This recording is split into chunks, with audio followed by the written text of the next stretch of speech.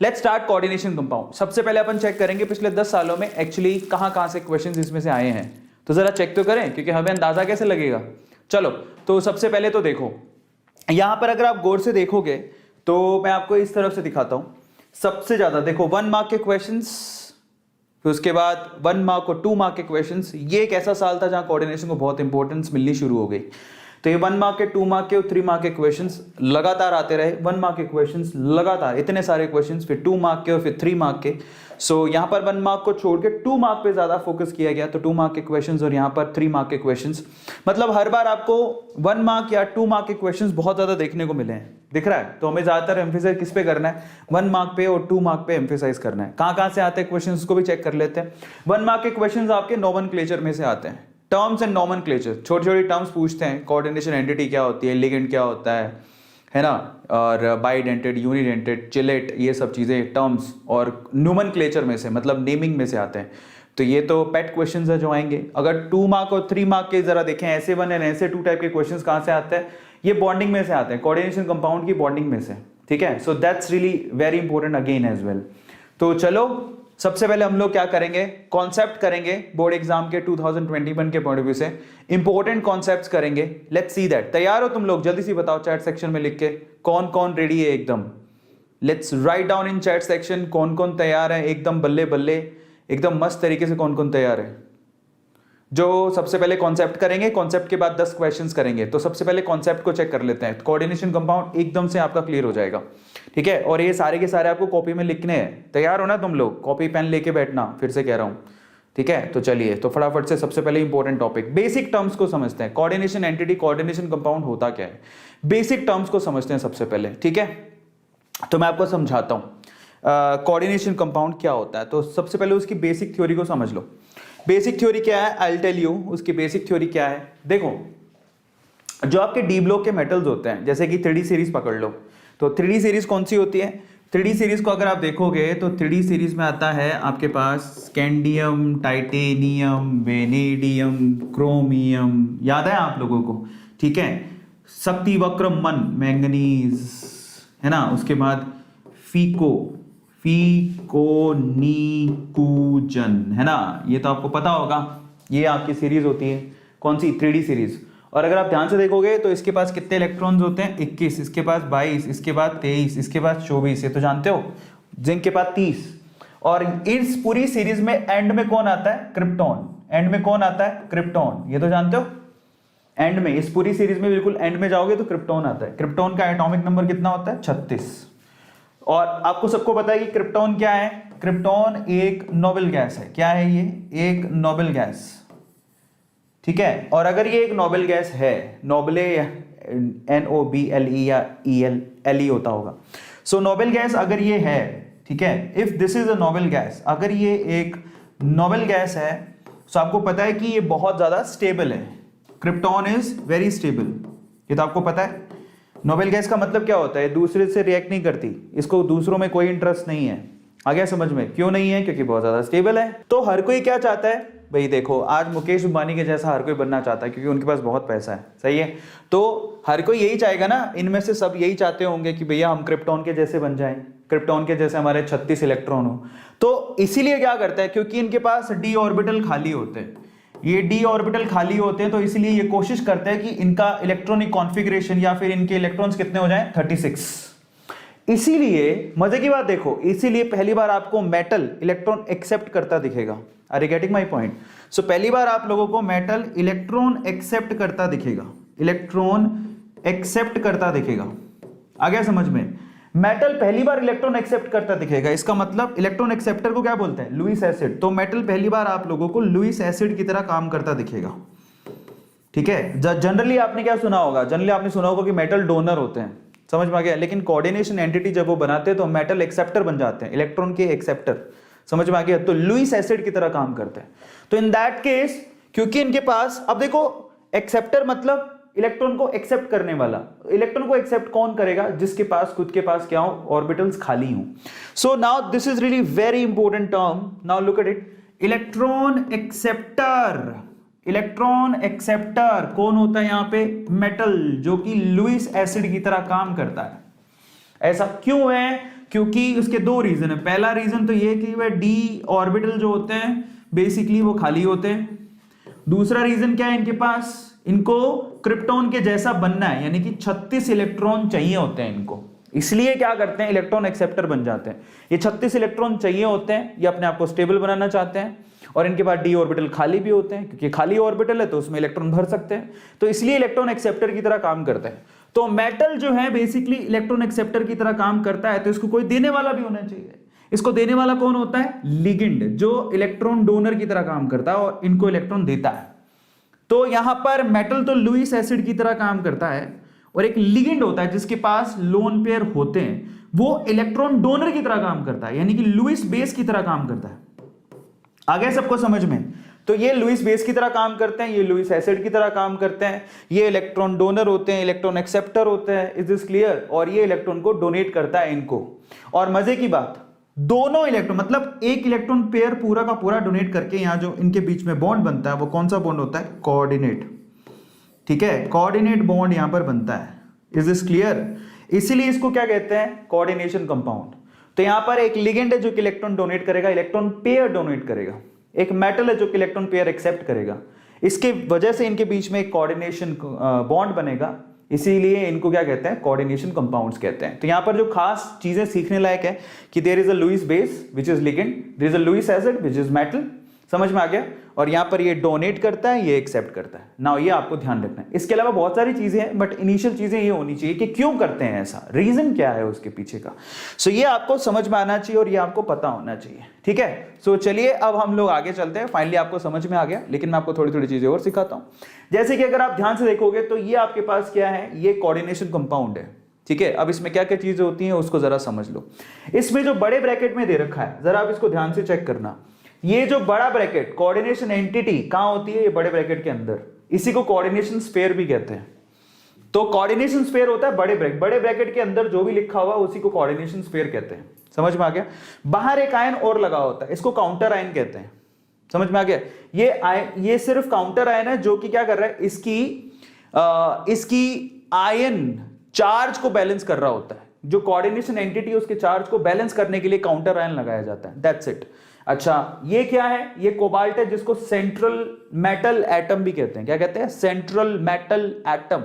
Chlorine क्या है, यहां पर क्लोरीन एक लिगेंड है। अमोनिया क्या है, अमोनिया एक लिगेंड है। समझ में आ गया? तो बेसिकली अमोनिया डोनेट कर रहा है, क्लोरीन डोनेट कर रहा है, और इस मेटल को डोनेट किया जा रहा है। Is this clear? अच्छा, कितने यहां पर लिगेंड है जरा आप चेक करो, 4 और ये 2, 6 लिगेंड है। इसे समझ में आ गया? मजे की बात यह है कि क्लोरीन एक ही इलेक्ट्रॉन पेयर डोनेट करता है, अमोनिया भी एक ही इलेक्ट्रॉन पेयर डोनेट करता है। आ गया सबको समझ में? एक एक ही। इसका मतलब यहां टोटल कितने लोन पेयर डोनेट किए जा रहे हैं, 4 ये कर रहे हैं, 4 अमोनिया, 2 ये कर रहे हैं, तो टोटल कितने हो गए, 6। तो यहां पर 6 लोन पेयर डोनेट किए जा रहे हैं, 6 लोन पेयर डोनेट किए जा रहे हैं। तो इनका 6 लोन पे डोनेट किए जा रहे हैं, तो एक एंटिटी, एक नई टर्म होती है, इसको बोलते हैं कोऑर्डिनेशन नंबर। तो इनका कोऑर्डिनेशन नंबर कितना हो गया, 6। कोऑर्डिनेशन नंबर का मतलब क्या होता है, कोऑर्डिनेशन नंबर का मतलब होता है बेसिकली, अगर कोई पूछे कोऑर्डिनेशन नंबर का मतलब क्या होता है, तो कोऑर्डिनेशन नंबर का मतलब होता है कि कितने लोन पेयर डोनेट किए गए, उसको हम लोग कोऑर्डिनेशन नंबर कहते हैं। कितने लोन पेयर डोनेट किए गए, just write down in chat section. कौन बोलेगा कि कोऑर्डिनेशन नंबर क्या होता है? कोऑर्डिनेशन नंबर का मतलब क्या होता है कि कितने, लिख लो काम आएगा, कितने लोन पेयर डोनेट किए गए। ठीक है, किए गए, इसी को क्या बोलते हैं, कोऑर्डिनेशन नंबर कहते हैं। कितने लोन पेयर डोनेट किए गए, इसी को कोऑर्डिनेशन नंबर कहते हैं। Is this clear? कितने लोन पेयर डोनेट किए गए, इसी को कोऑर्डिनेशन नंबर कहते हैं। आया सबको समझ में? तो कोऑर्डिनेशन नंबर यहां पर कितना है, 6। ये आपको ध्यान रखना है। Is this clear? 6 कितने लोन पे डोनेट किए गए, इसको कोऑर्डिनेशन नंबर कहते हैं। Is this clear? बहुत बढ़िया। तो ये आपको सबको पता होना चाहिए कि नॉर्मल चीजें जो आपको ध्यान रखनी है। अब हम चलते हैं थोड़ा और आगे। अब आते हैं लिगेंड पर। लिगेंड कौन होते हैं, इलेक्ट्रॉन पेयर डोनर। तो लिगेंड आपके 3 तरह के हो सकते हैं। सबसे पहले तो एनायनिक लिगेंड, मतलब जिनमें नेगेटिव चार्ज होता है। न्यूट्रल लिगेंड भी हो सकते हैं जिन पे कोई चार्ज नहीं होता, और कैटायनिक लिगेंड भी हो सकते हैं जिन पे पॉजिटिव चार्ज होता है। अब पॉजिटिव चार्ज हो तो इलेक्ट्रॉन कहां से देंगे, हाँ, हालांकि पॉजिटिव चार्ज है लेकिन उनके पास एक ऐसी स्पीसी होती है जिसके पास लोन पेयर होते हैं। तो मैं आपको एग्जांपल बताता हूं।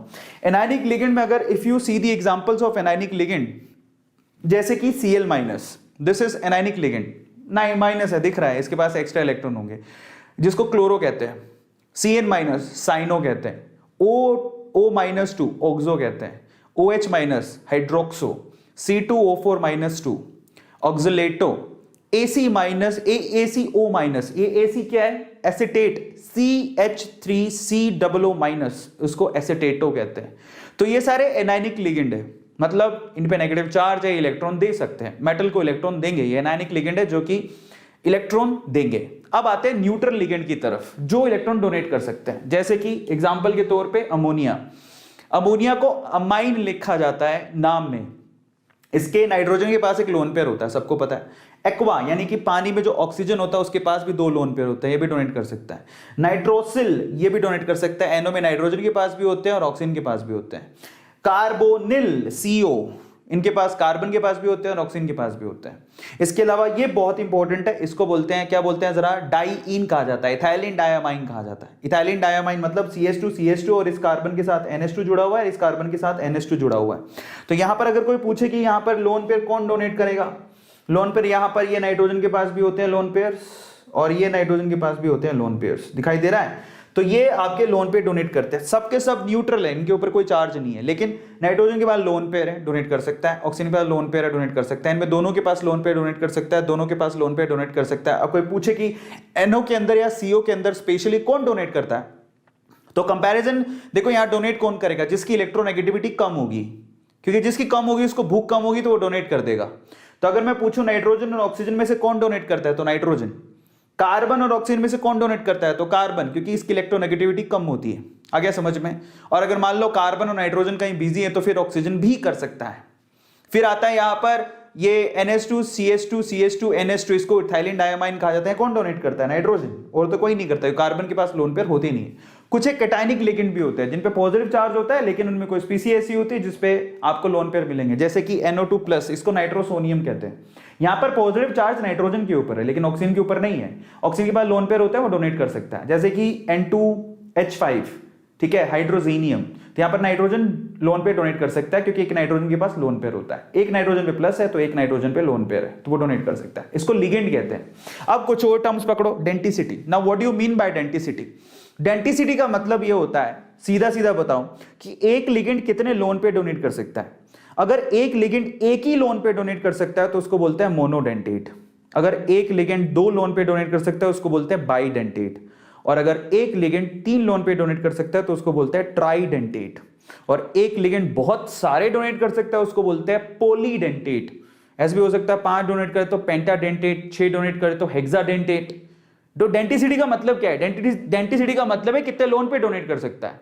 तो यहां पर देखो डेंटिसिटी के हिसाब से एक होता है मोनोडेंटेट, मतलब एक लोन पे डोनेट करने वाला, जैसे कि अमोनिया एक लोन पेयर ही डोनेट करेगा क्योंकि उसके पास एक ही होता है, ठीक है। पर ये दिमाग में मत डाले ना कि जिसके पास एक होता है वो एक ही करेगा, नहीं। कई बार ऐसा होता है कि जिसके बहुत सारे लोन पेयर है लेकिन फिर भी एक ही करता है, तो उसकी क्वालिटी पे डिपेंड करता है। जैसे कि अगर मान लो Cn-, ये मोनोडेंटेट है, हालांकि कार्बन के पास एक लोन पेयर है, नाइट्रोजन के पास भी है, फिर भी यहां से सिर्फ एक ही एंटिटी डोनेट करेगी, वो है कार्बन। आ गया समझ में? तो यहां पर कार्बन डोनेट करता है और ये मोनोडेंटेट है, और ये चीजें आपको ध्यान रखनी है, सिर्फ एक ही लोन पे डोनेट करता है। जैसे कि NO2+, ये भी मोनोडेंटेट है, हालांकि 4 लोन पेयर दिख रहे हैं लेकिन फिर भी ये मोनोडेंटेट है। हमें कैसे पता? एक्सपेरिमेंटली पता लगा।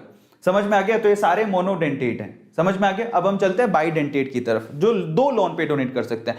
जैसे कि ये रहा ऑक्सलेट आयन। ये क्या है? This is oxalate ion. Oxalate ion क्या होता है आपको पता होना चाहिए। ये देखो C माइनस माइनस, इसको ऑक्सलेट कहते हैं। ये यही है, अगर आप देखोगे तो ये कार्बन है, ये कार्बन है। Is this clear? Double bond O minus, ये मतलब निकलता है। So this is bidentate oxalate ion. सबको समझ में आ गया? बहुत बढ़िया। सो ये ऑक्सलेट आयन है जो कि बाइडेंटेट होता है। जैसे कि आप एक और एग्जांपल लेते, इथाइलिन डायामाइन, ये भी बाइडेंटेट है। यहां पर ये क्या करेगा? एक ही मेटल को ये 2 लोन पे डोनेट करेगा, एक ये वाला नाइट्रोजन, एक ही वो वाला नाइट्रोजन। डोनेट करने का मतलब क्या है मैं आपको वो भी बता देता हूं कि यहां पर एक मेटल है और ये अकेला एक लिगेंड 2 लोन पेयर डोनेट करेगा, ये यहां से ये यहां से, ये मतलब निकलता है इसका। तो मतलब ये 2 लोन पेयर डोनेट कर सकता है, तो इसकी इतनी क्षमता होती है, ये 2 लोन पेयर डोनेट कर सकता है, इसकी इतनी क्षमता होती है। अगर ये मेटल है तो यहां से डोनेट करेगा, यहां से डोनेट करेगा, एक ही लिगेंड 2 लोन पेयर डोनेट कर रहा है। Is this clear? अब हम आते हैं, उसके बाद होता है पॉलीडेंटेट। पॉली मतलब बहुत सारे लोन पेयर डोनेट करने वाला। इसमें एग्जांपल होता है EDTA, ठीक है। अब ये एकदम भयंकर सा दिख रहा है बट कुछ है नहीं इसमें, मैं आपको दिखाता हूं क्या है। सो अगर EDTA कोई बोले कि EDTA क्या है, सो EDTA क्या होता है मैं आपको भी दिखाता हूं। EDTA basically max 6 lone pair donate कर सकता है, मैक्स। अब मैंने मैक्स क्यों बोले, वो डिपेंड करता है, ठीक है, बट मैक्सिमम वो 6 लोन पे डोनेट कर सकता है और आप EDTA से 6 लोन पे डोनेट करवा सकते हो। तो EDTA क्या होता है? EDTA होता है ये, जरा आप चेक करना, यहां पर CH2 single bond CH2 ethylene, ठीक है, उसके बाद डायमाइन। डायमाइन मतलब 2 नाइट्रोजन लग गए। अब इसके साथ 2 हाइड्रोजन होते हैं, 2 हाइड्रोजन होते हैं, उन दोनों हाइड्रोजन को हटा के यहां पर क्या लगा हुआ है, CH2COO- CH2COO- tetra acetate, CH2COO- और CH2COO-, ठीक है, ये होता है इथाइलिन डायमाइन टेट्रा एसीटेट। अगर कोई यहां पर मेटल हुआ तो ये मेटल को ये 6 लोन पे डोनेट कर सकता है। कहां से करेगा?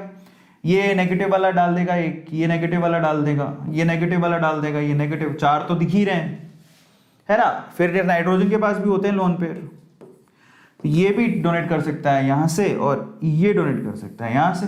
तो टोटल कितने हो गए? 6। यही है इथाइलिन डायमाइन टेट्रा एसीटेट। ई का मतलब इथाइलिन डायमाइन टेट्रा एसीटेट, इसी को बोलते हैं EDTA। समझ में आ गया? ये मतलब है इसका। Is this clear? बहुत बढ़िया। तो EDTA ये होता है जिसकी जो हेक्साडेंटेट होता है, पॉलीडेंटेट होता है। जरा आप चेक करो, इसको आप ऐसे भी बना सकते हो, मैंने उसको दूसरे वे से बनाया था, आप इसको ऐसे बना, बात तो एक ही है। CH2 N एसीटेट, 2 हाइड्रोजन हटा के CH2COO- CH2COO- ऐसे करके। Is this clear? तो EDTA बेसिकली इसका फुल फॉर्म यही होता है, इथाइलिन डायमाइन टेट्रा एसीटेट। अब हम चलते हैं एम्बीडेंटेट की तरफ। एम्बीडेंटेट कौन होता है? जिनके पास जो लोन पेयर तो एक ही डोनेट करते हैं, लेकिन उनके पास साइट एक से ज्यादा होती है, मतलब उनके पास चॉइस होती है कि मैं करूं या मैं करूं, करेगा कोई एक ही, लेकिन साइट एक से ज्यादा होती है उनके पास, उनको क्या बोलते हैं? एम्बीडेंटेट। एग्जांपल देता हूं, ठीक है, सेम लिगेंड बट वहां पर डिफरेंट डोनर एटम्स, मतलब उनके पास चॉइस होती है कि वो कौन कर सकता है, क्योंकि उनके पास एक से ज्यादा साइट होती है डोनेट करने के लिए। एग्जांपल देखो, एग्जांपल यहां पर ये देखो, जैसे कि NO2 का एग्जांपल लो, वो मेटल है, अगर नाइट्रोजन डोनेट कर रहा है तो इसको बोलते हैं नाइट्रो, ठीक है, क्योंकि यहां पर नाइट्रोजन भी डोनेट कर सकता है, इसके पास भी लोन पेयर है, तो ये डोनेट करेगा तो उसको नाइट्रो बोलेंगे। अगर सेम NO2 ही लिया और अगर ऑक्सीजन डोनेट कर रहा है तो इसको बोलते हैं नाइट्रीटो। क्या बोलते हैं? नाइट्रीटो। मतलब ये ऐसा है जो एम्बीडेंटेट है, करेगा एक ही लोन पे डोनेट, लेकिन साइट अलग हो सकती है। समझ में आ गया? उसको एम्बीडेंटेट कहते हैं। अगर आप देखोगे तो ये भी NO2 ही है, ये भी NO2 ही है, माइनस मान लो, NO2 माइनस। लेकिन इस केस में कौन कर रहा है? नाइट्रोजन डोनेट कर रहा है, इस केस में कौन कर रहा है? ऑक्सीजन डोनेट कर रहा है, इसलिए इसको क्या बोलते हैं? एम्बीडेंटेट कहते हैं। क्या कहते हैं? एम्बीडेंटेट। एम्बीडेंटेट के आगे चलते हैं, एक और एग्जांपल ले लो एम्बीडेंटेट का, जैसे कि HCN में सल्फर अगर डोनेट करेगा तो बोले थायोसाइनेटो। अगर HCN ये एक लिगेंड है, अगर इसमें सल्फर डोनेट करेगा तो थायोसाइनेटो बोलेंगे, और इसी में अगर मान लो कि नाइट्रोजन डोनेट करता है तो इसको बोलते हैं आइसोथायोसाइनेटो। तो 2 साइट है इनके पास, या तो सल्फर डोनेट कर सकता है या नाइट्रोजन। सल्फर करेगा तो थायोसाइनेटो और नाइट्रोजन डोनेट करेगा तो आइसोथायोसाइनेटो, यह मतलब निकलता है। अब हम चलते हैं IUPAC नोमेनक्लेचर पर। सीधे मैं रूल बताऊंगा सबसे पहले, तो आप कॉपी पेन लेके रूल लिखना सारे के सारे। तैयार हो तुम लोग? तो अब हम करेंगे इसका एक और इंपॉर्टेंट टॉपिक जिसका नाम है IUPAC नेमिंग, IUPAC नोमेनक्लेचर, ठीक है। सो IUPAC नेमिंग की क्या खास बात है, जरा उसको अपन चेक करेंगे। IUPAC नेमिंग, सबसे पहले मैं रूल्स बताऊंगा और सिर्फ एक एग्जांपल दूंगा, बाकी सवाल हम लोग 10 जो करेंगे उसमें नोमेनक्लेचर के शायद 2-3 सवाल है, तो उसमें हम प्रैक्टिस कर लेंगे। तो इसमें सबसे पहले तो बच्चों को रूल्स पता होने चाहिए। बहुत सारे बच्चों को तो रूल्स पता ही नहीं होते हैं, और अगर रूल्स नहीं पता है तो डेफिनेटली आप लोगों को प्रॉब्लम आएगा ही आएगा। तो first of all you have to know the rules. मैं सारे रूल्स एक साथ बताऊंगा और आप लोग प्लीज, रिक्वेस्ट है, मैं पहले हालांकि IUPAC नोमेनक्लेचर पर कोऑर्डिनेशन में एक लंबा लेक्चर ले चुका हूं, ठीक है, तो अब मैं सीधे आपको, क्योंकि हमको एक ही शॉट में खत्म करना है, I will tell you the rules जो आप लोगों को सिर्फ रिमाइंड करने हैं, फिर उसके बाद एग्जाम्पल दूंगा, फिर हम लोग जब सवाल करेंगे तो और एग्जाम्पल ले लेंगे। तैयार हो तुम लोग? कॉपी पेन लेके बैठ जाना, रूल्स लिख लेना। चलो IUPAC नेम के रूल्स पर चलते हैं। सबसे पहले तो IUPAC नेमिंग करनी है, तो पहला रूल क्या है? Name the central atom first. ये पहला रूल है। जब भी आप, इनफैक्ट इससे भी पहले एक रूल है, आप पहचान लो कि उसमें, ध्यान से समझो, मैं आपको इससे भी पहले एक रूल बता देता हूं, ठीक है? यहां पर जो रूल है उसका सेंस क्या मैं आपको समझाता हूं। जैसे कि एग्जाम्पल, सपोज एग्जाम्पल लिया K4FeCN6, ये एग्जाम्पल है सपोज, तो आप पहले पहचान लो ये है। इसमें जरा देखो, ये आपकी कोऑर्डिनेशन एंटिटी ये है, सो दिस इज आपकी कोऑर्डिनेशन स्फीयर, इसको कोऑर्डिनेशन स्फीयर कहते हैं, ठीक है? अब आप देखो ये पोटेशियम है, इसका मतलब ये कैटायन हो गया, तो ये पूरी एंटिटी एनायन हो गई। तो ये पहचानो सबसे पहले कि कैटायन कौन है, एनायन कौन है। मजे की बात है, यहाँ पर कोऑर्डिनेशन एंटिटी एनायन में है और ये कैटायन में। तो सबसे पहले आपको क्या करना होता है, जब भी आप नाम लिख रहे हो तो सबसे पहले आपको कैटायन का नाम लिखना होता है, फिर एनायन का नाम लिखना होता है। तो ये पहला रूल है, रूल नंबर 1। समझ में आ गया? ऐसा क्यों करते हैं आप भी बताओ मुझे। जब आप NaCl का नाम लिखते हो तो बताओ सबसे पहले आप इसको क्या बोलते हो? इसको बोलते हैं ना सोडियम क्लोराइड। क्यों बोलते हो ऐसा? Sodium chloride. आप सबसे पहले किसको बोल रहे हो? आप सबसे पहले पॉजिटिव यानी कैटायनिक पार्ट को बोल रहे हो, सही है? फिर क्लोराइड करते हो ना आप लोग। उसका नाम क्या है बताओ? NaCl का नाम क्या है? Sodium chloride. तो सबसे पहले आप कैटायन को लिखोगे, फिर आप एनायन को लिखोगे, बचपन से पढ़ते आ रहे हैं। तो सबसे पहला तो ये हो गया। अब कैटायन कौन है? पोटेशियम, तो लिख दो पोटेशियम। उसके बाद एनायन को लिखने के लिए सबसे पहले आप सेंट्रल मेटल एटम, ये गलती हो गई। अब यहां पर जो रूल्स जो दिए हैं उसको ढंग से, हाँ, इज दिस क्लियर? सबसे पहले आप पहचान लो कि सेंट्रल मेटल एटम कौन है। तो ये सेंट्रल मेटल एटम है और ये कौन है? लिगेंड। ये तो पता होना चाहिए। अब नाम कैसे लिखोगे? इन दैट केस क्या करना होता है, ये इसका नाम लिखने जाओगे तो सबसे पहले इसको कैटायन को लिखा पोटेशियम, लिख दिया तुम लोगों ने पोटेशियम। उसके बाद आओ तुम इसका नाम लिखोगे। इस एंटिटी में जब तुम आओगे तो सबसे पहले लिगेंड को लिखोगे, पहले ही लिगेंड की संख्या लिखोगे। तो ध्यान रखना, अगला रूल क्या है? कोऑर्डिनेशन एंटिटी में आते ही first you have to write down the ligand and the number of ligand. तो क्या लिखोगे? हेक्सा। उसके बाद क्या लिखोगे? साइनो। ठीक है, लिख दिया। हेक्सा मतलब 6, साइनो मतलब ये आपके पास लिगेंड है, ठीक है? 6 आपके पास क्या हो गए हैं? 6 साइनो है, मतलब Cn माइनस है। फिर उसके बाद आप लिखोगे मेटल को। और क्योंकि एक और रूल बताता हूं, क्योंकि आपकी ये जो कोऑर्डिनेशन एंटिटी है वो नेगेटिव है, तो इसका मतलब जो आप मेटल लिखोगे उसके लास्ट में क्या लगाओगे? ATE, ये वर्ड लगाओगे। ये तभी लगता है जब आपकी कोऑर्डिनेशन एंटिटी नेगेटिव हो। तो लास्ट में क्या लिखोगे? Ferrate, ferrate, ATE। फिर उसके बाद जब खत्म करोगे तो ये जो फेरेट आपने लिखा है उसकी आप क्या लगाओगे? यहां पर आप उसकी ऑक्सीडेशन स्टेट भी लिखोगे। तो यहां पर देखो ये प्लस का 4 है, ये माइनस का 6 है, तो इसके ऊपर कितना होगा? प्लस का 2। तो रोमन नंबर में यहां पर क्या लिखोगे? सेकंड। तो ये इसका नाम है, पोटेशियम हेक्सासाइनोफेरेट सेकंड, इस तरह से लिखा जाता है। ध्यान रखोगे। अब कुछ रूल्स हैं, मतलब मैंने आपको मोटा मोटा बता दिया क्या करना होता है, ठीक है? और ये आपको आ गया तो फिर इजी हो जाएगा आपके लिए। तो इन्हीं रूल्स को आपको फॉलो करना है। तो एक एक रूल आप देख लो। सबसे पहले name the central atom first. Central atom को, अभी सेंट्रल एटम पता नहीं क्या, अभी रूल्स हैं, पता नहीं आपके बुक में लिखे होंगे तो उसने छाप दिए, बट जो भी है सेंट्रल एटम का नाम पहले लिखा जाता है। लिगेंड प्रीफिक्स अल्फाबेटिकली ऑर्डर में लिखे जाते हैं। लिगेंड जब आप लिख रहे होते हो तो आपको क्या करना होता है, मतलब ये सेंट्रल एटम किसको काउंट करके चल रहा है? राम भरोसे है, इसको छोड़ दो, मैंने तुम्हें बता दिया क्या करना होता है, बट आप एक बार रूल्स देख लेते हैं। लिगेंड आप लोग याद रखिएगा, अल्फाबेटिकली लिगेंड को लिखना होता है। कई बार लिगेंड एक से ज्यादा भी होते हैं, तो इन दैट केस आप लिगेंड जब एक से ज्यादा होते हैं तो आपको अल्फाबेटिकल ऑर्डर में लिखा जाता है, उसको लिखना होता है। एग्जांपल के तौर पे अगर मान लो एमाइन दिया और एक्वा दिया हुआ, एमाइन मतलब NH2, एक्वा मतलब पानी, तो इन दैट केस एमाइन को पहले लिखोगे और एक्वा को बाद में, क्योंकि A तो ठीक है, उसके बाद अगला है M Q से पहले आता है, तो ये पहले लिखा जाएगा, वो बाद में। समझ में आ गया? उसके बाद आप अगर एनायनिक लिगेंड है, ठीक है, तो उसको कैसे खत्म करोगे? O से। जैसे कि मान लो क्लोरीन है तो क्लोरीडो या क्लोरो, ब्रोमीडो या ब्रोमो, ऐसे करके खत्म करोगे। ये तीसरा रूल है, तो आपको पता ही है। बाई ट्राई टेट्रा यूज करते हो आप मल्टीपल लिगेंड के लिए। समझ में आ गया? Same kind of multiple ligand.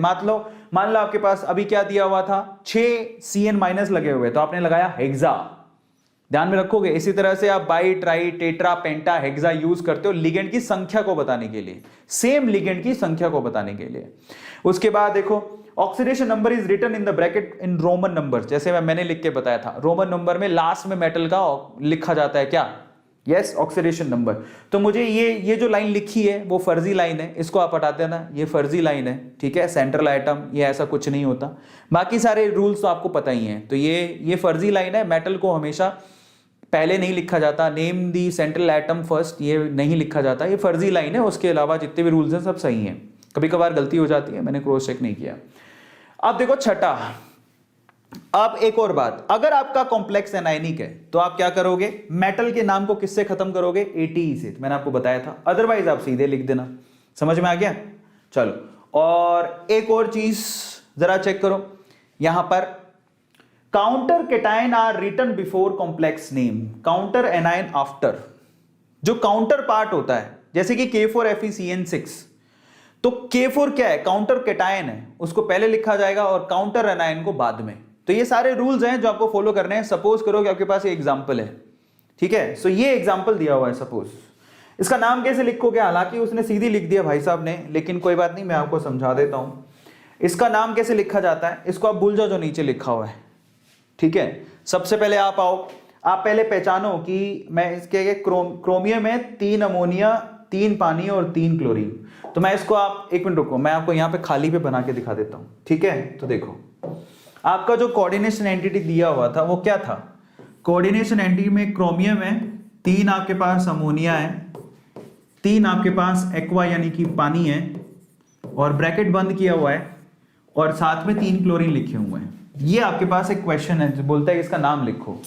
तो सबसे पहले आप पहचानो, क्लोराइड नेगेटिव है, तो ये उसका नेगेटिव पार्ट है, तो ऑब्वियसली इसका पॉजिटिव पार्ट है। आप किसको पहले लिखोगे, पॉजिटिव पार्ट को पहले। ये आपकी कोऑर्डिनेशन एंटिटी पॉजिटिव है, समझ में आ गया। अब इसके अंदर क्या करोगे, सबसे पहले लिगेंड को लिखोगे। लिगेंड कौन है, एक तो अमाइन है, एक एक्वा है, तो अमाइन को पहले लिखा जाएगा क्योंकि ये अल्फाबेटिकली पहले आता है। तो क्या लिखोगे, ट्राई, कितने हैं 3, तो क्या लिखोगे, ट्राई अमाइन, लिख दिया। उसके बाद इसको लिखोगे ट्राई एक्वा, लिख दिया, समझ में आ गया है ना। और उसके बाद फिर क्या लिखोगे, क्योंकि ये पॉजिटिव है तो आप इसको डायरेक्टली लिखोगे, ये नेगेटिव होता तो ATE लगाते, तो क्रोमियम, ठीक है, क्रोमियम, समझ में आ गया। अब क्रोमियम को खत्म कैसे करोगे, चार्ज लिखो पहले उसका। ये 3 माइनस के हैं, देखो 3 क्लोरीन है, 3 माइनस के यहां हो गए, इस पे कोई चार्ज नहीं होता 0, इस पे चार्ज नहीं होता 0, तो क्रोमियम पे कितना आएगा, प्लस का 3, तो क्रोमियम। उसके बाद क्या लिखोगे, थर्ड, हो गया। अब आपको पता है कि ये क्या है, काउंटर एनायन, तो ये लास्ट में लिखा जाएगा क्लोराइड, क्या लिखा जाएगा, क्लोराइड। ये इस तरह से लिखा जाता है, मतलब ये बहुत आसान है। अगर आपको रूल्स इतने, कोई जरूरी नहीं है कि रूल्स आपको याद ही होने चाहिए, नहीं तो कुछ नहीं होगा, ऐसा कुछ नहीं है। आपको अगर अच्छे से, अगर आपको प्रैक्टिस करी हुई है तो आप आसानी से लिख लोगे, तो कोई प्रॉब्लम नहीं है। तो try amine, try aqua, chromium, third chloride, that is the name only, इस तरह से लिखा जाएगा। तो फाइनली अगर आप देखना चाहो तो आप देख लो, ये ऐसे ही लिखा होगा, ये देखो try amine, try aqua, chromium, third chloride, समझ में आ गया। इस तरह से इसका नाम लिखा जाता है। हम और भी क्वेश्चंस की प्रैक्टिस करेंगे।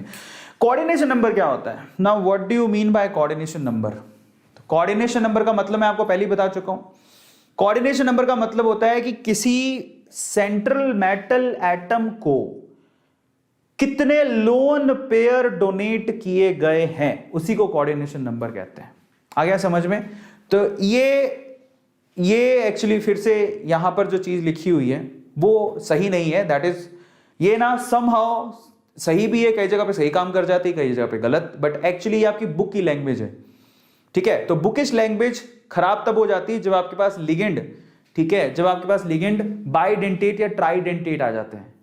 अगर मोनोडेंटेट है तब तो ठीक है, तब तो यहां पर जो लिखा है वो सही है, total number of ligand atom attached, directly attached to central atom, तब ठीक है। लेकिन बाइडेंटेट और ट्राइडेंटेट में पूरा गलत हो जाएगा। तो मैं आपको समझाता हूं यहां पर कोऑर्डिनेशन नंबर का मतलब क्या होता है। कोऑर्डिनेशन नंबर का मतलब होता है, लिख लो आप लोग, काम आएगा total number of lone pair donated to central metal atom. Central metal atom को कितने लोन पेयर डोनेट किए गए, उसी को क्या बोलते हैं हम लोग, कोऑर्डिनेशन नंबर। क्लियर है सब लोगों को? कितने लोन पे डोनेट किए गए हैं, जैसे एग्जांपल के तौर पे सपोज करो, मैं ऐसा क्यों बोल रहा हूं तो मैं आपको समझाता हूं। सपोज करो आपके पास ये दिया हुआ है K4FeCN6, तो आपको पता होना चाहिए बेसिकली कि लिगेंड कौन है और वो क्या है। एक एग्जांपल मान लो कि ऐसे दिया हुआ है कि आपके पास सपोज करो कि कोबाल्ट है, कोबाल्ट के पास C2O4, ठीक है, ये 3 जुड़े हुए हैं, ऐसा करके कोई कोऑर्डिनेशन एंटिटी दे रखी है, +3 ऐसा कुछ लिखा हुआ है, जो भी, ठीक है, ऐसा कुछ लिखा हुआ है। मान लो एग्जांपल, मैंने रफली एग्जांपल बना दिया। अगर पूछे कोई बताओ ये पहले एग्जांपल पे कोऑर्डिनेशन नंबर कितना है, तो कैसे निकालोगे? सबसे पहले आप चेक करो कि ये लिगेंड कौन है। ये लिगेंड है CN-। क्या है ये? मोनोडेंटेट। मोनोडेंटेट, मोनोडेंटेट मतलब एक ही लोन पे डोनेट करेगा। कितने लगे हुए हैं? 6। तो कितने लोन पे डोनेट होता है? टोटल लोन पेयर कितने हो गए? 6। तो कोऑर्डिनेशन नंबर कितना हो गया? That is 6। यहां पर देखो, पहले पहचानो लिगेंड कौन है, मोनोडेंटेट, तो मतलब एक ही डोनेट करेगा, तो 6 डोनेट करेंगे। अब आ जाओ यहां पर, अगर इसका कोई पूछे तो ये C2O4 क्या है? बाइडेंटेट है। अगर ये बाइडेंटेट है मतलब एक लिगेंड 2 लोन पे डोनेट करेगा, तो 3 लिगेंड कितने करेंगे? 6।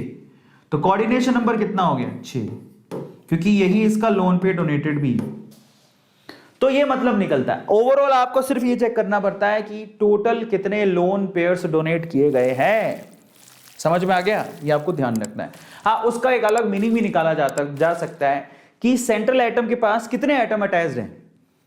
तो यहां पर अगर आप देखोगे तो सेंट्रल एटम के पास कितने एटम अटैच है, अगर उसमें बनाऊं उसको तो कैसे बनेगा? उसको उस वे से देखोगे तो ये ठीक जाएगा, ऐसा कोई प्रॉब्लम नहीं। आंसर तो इसका 6 ही आएगा। अगर मैं उसको बनाऊं तो मैं कैसे बनाऊंगा?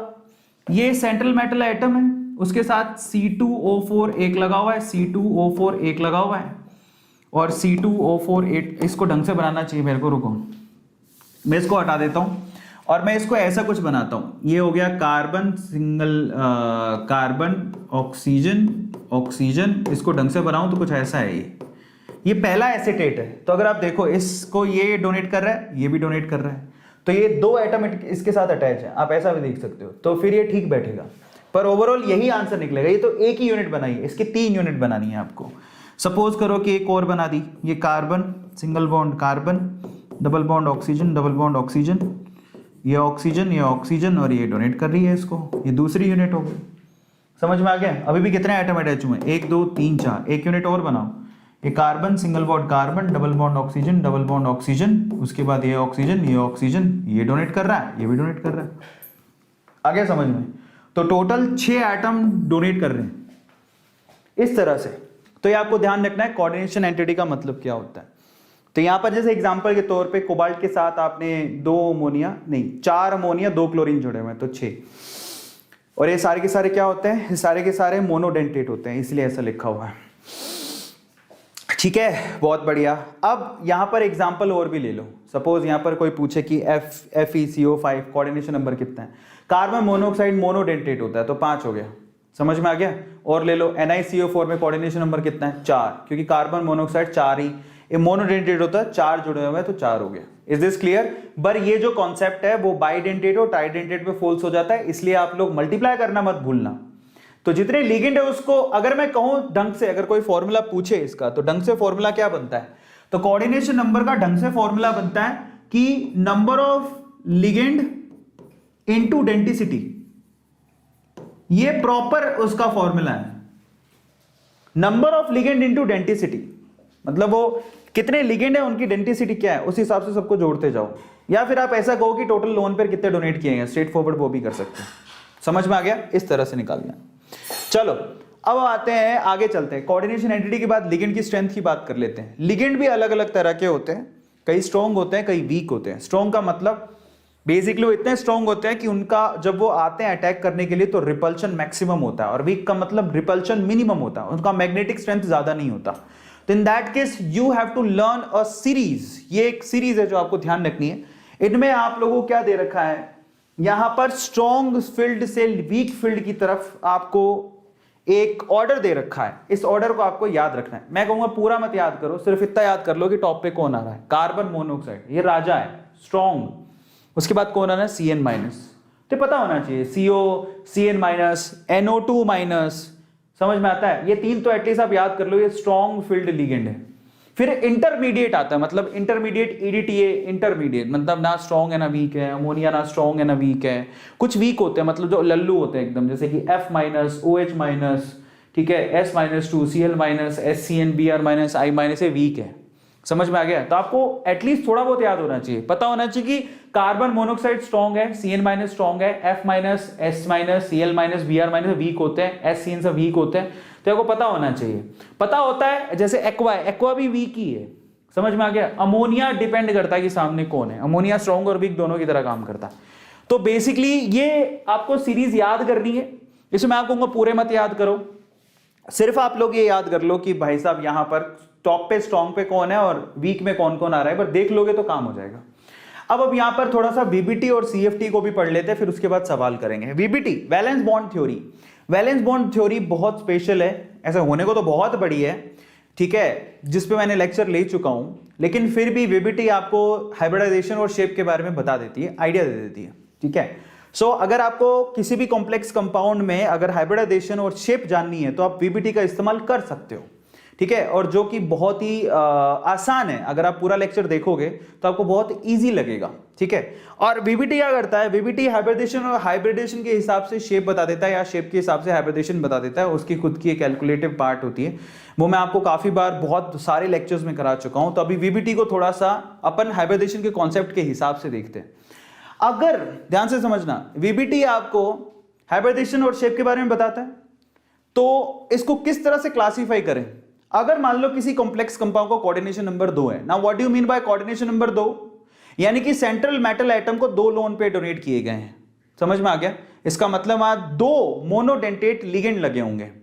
तो in that case coordination number अगर 2 होगा तो हाइब्रिडाइजेशन क्या होगी यार? कोऑर्डिनेशन नंबर के हिसाब से ही होगी। 2 है तो sp sp, एक s का एक p का, एक s का एक p का, मतलब वहां 2 आपके पास एम्प्टी ऑर्बिटल्स तैयार होंगे जहां पर लोन पे डोनेट किए जाएंगे। आ गया समझ में? तो यहां पर ये सेंट्रल मेटल एटम के 2 एम्प्टी ऑर्बिटल तैयार है, यहीं पे लिगेंड आकर अपने क्या करेंगे? लोन पे डोनेट करेंगे। Is this clear? और ये बेहद आसान है, अगर आप पूरी थ्योरी देखोगे तो ये बच्चों के जैसा काम है। तो कोऑर्डिनेशन नंबर 2 मतलब हाइब्रिडेशन होगी sp sp। स्ट्रक्चर शेप कैसी होगी? लीनियर। शेप कैसी होगी? लीनियर। जैसे एग्जांपल के तौर पे ये सिल्वर है, सिल्वर सेटल मेटल एटम है, उसको 2 लिगेंड, एक अमोनिया और एक ही अमोनिया, लोन पे डोनेट कर रहे हैं, तो शेप कैसी है इसकी? लीनियर। आपको ध्यान रखना है, कोऑर्डिनेशन नंबर यहाँ 2 है, तो ये लीनियर शेप बनेगा इसका। तो कोऑर्डिनेशन नंबर 2 में शेप लीनियर बनता है और हाइब्रिडेशन sp होती है, ठीक है। अब आता है कोऑर्डिनेशन नंबर 3। अगर कोऑर्डिनेशन नंबर 3 है तो इसका मतलब क्या है? 3 का मतलब ये हो गया, कोऑर्डिनेशन नंबर 3 का मतलब ये हो गया कि बेसिकली यहां पर 3 लोन पे डोनेट किए गए हैं सेंट्रल मेटल एटम को, 3 किए गए हैं, तो फिर हाइब्रिडेशन क्या होनी चाहिए? 3 के हिसाब से, एक s का 2 p के, 3 हो गए। काउंटिंग करो ना, coordination number sp2 sp2 sp2, that's very easy to understand कि भैया कोऑर्डिनेशन नंबर 3 होगा तो हाइब्रिडेशन क्या होगी? एक s का 2 p का, तो 3 हो गए।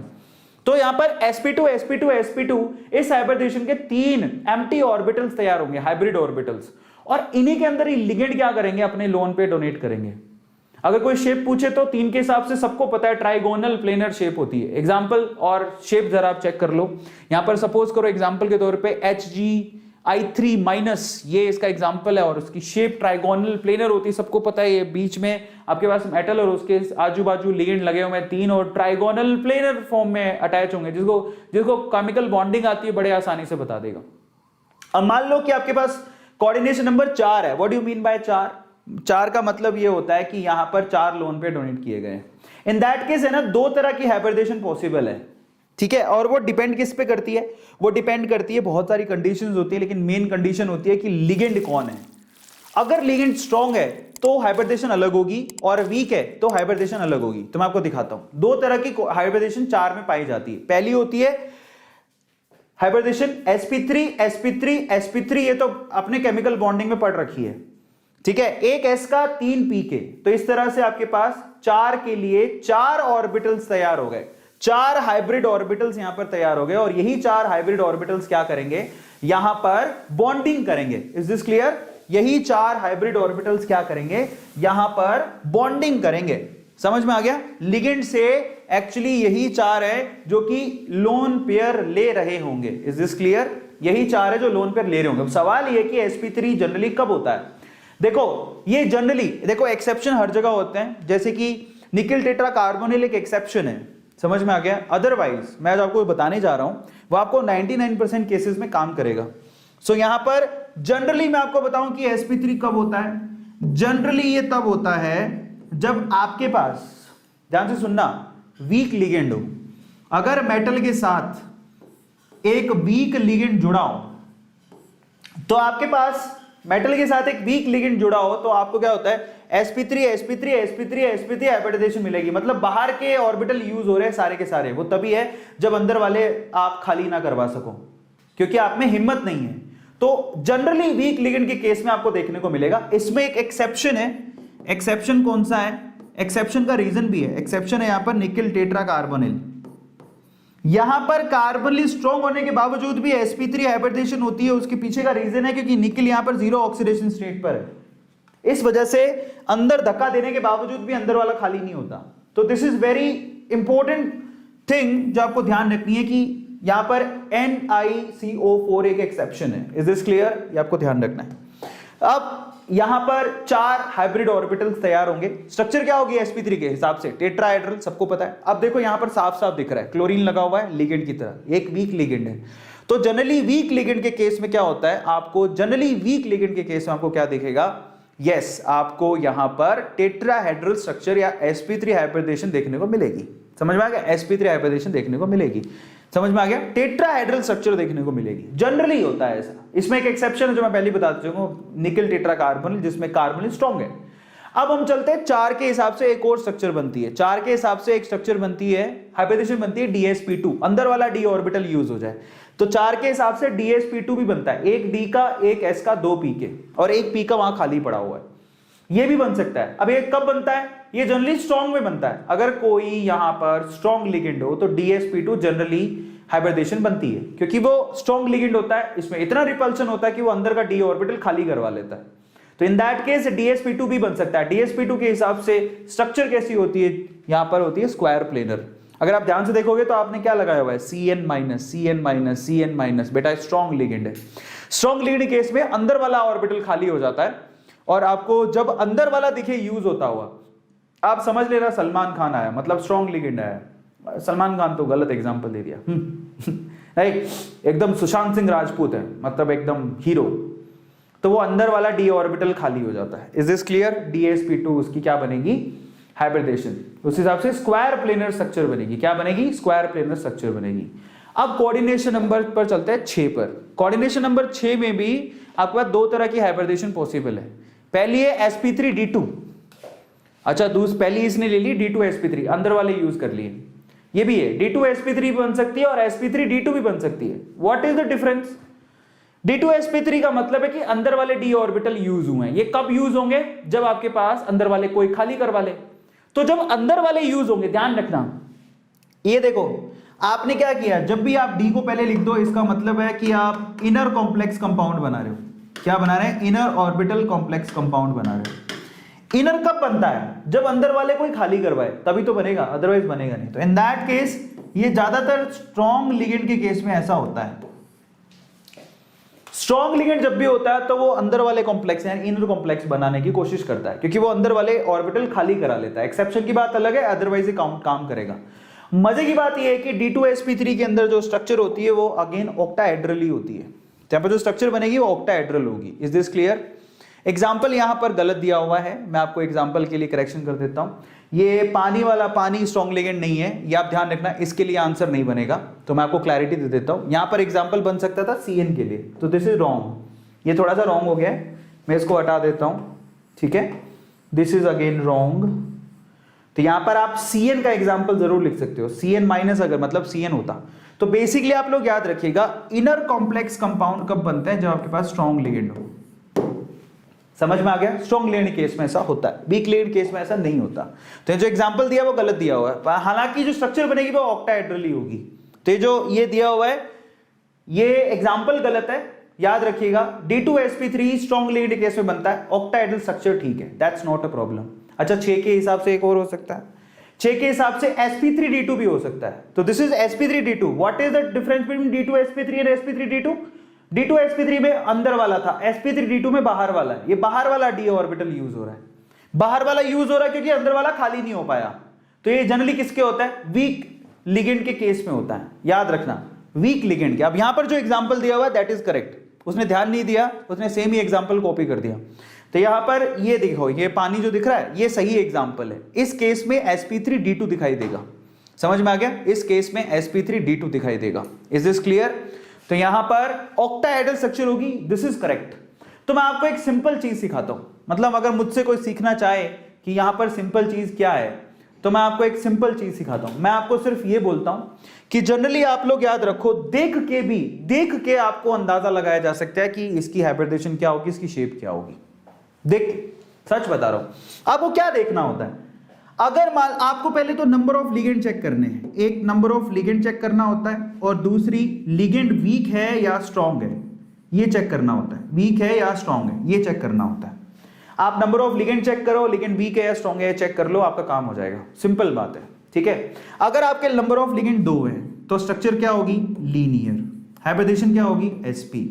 अगर नंबर ऑफ लिगेंड 3 है तो स्ट्रक्चर क्या होगी? Trigonal planar. हाइब्रिडेशन क्या होगी? sp2। यहां तो प्रॉब्लम है ही नहीं। अगर नंबर ऑफ लिगेंड हो गए 4, समझ में आ गया? और मजे की बात, वो यहां पर तो स्ट्रॉन्ग वीक का कोई प्रॉब्लम नहीं है, शेप तो सेम ही रहेगा। 4 हैं लिगेंड और वो वीक हैं, तो आपकी जनरली sp3 हाइब्रिडाइजेशन बनेगी, sp3, और शेप क्या होगी? टेट्राहेड्रल। ये जनरली होता है, इसमें एक्सेप्शन काउंट नहीं कर रहा हूं, ध्यान रखना। और अगर मान लो कि 4 है प्लस स्ट्रॉन्ग है, 4 है और प्लस स्ट्रॉन्ग है, s मतलब स्ट्रॉन्ग, 4 है वीक है, 4 है स्ट्रॉन्ग है, तो स्ट्रॉन्ग है तो dsp2 स्क्वायर प्लेनर स्ट्रक्चर होगी।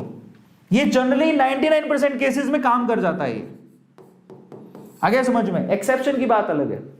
इसमें एक और चीज देख लो, जैसे कि मान लो 6 हैं पर वीक है, तो हाइब्रिडेशन क्या होगी? वीक के केस में sp3d2 स्ट्रक्चर ऑक्टाहेड्रल।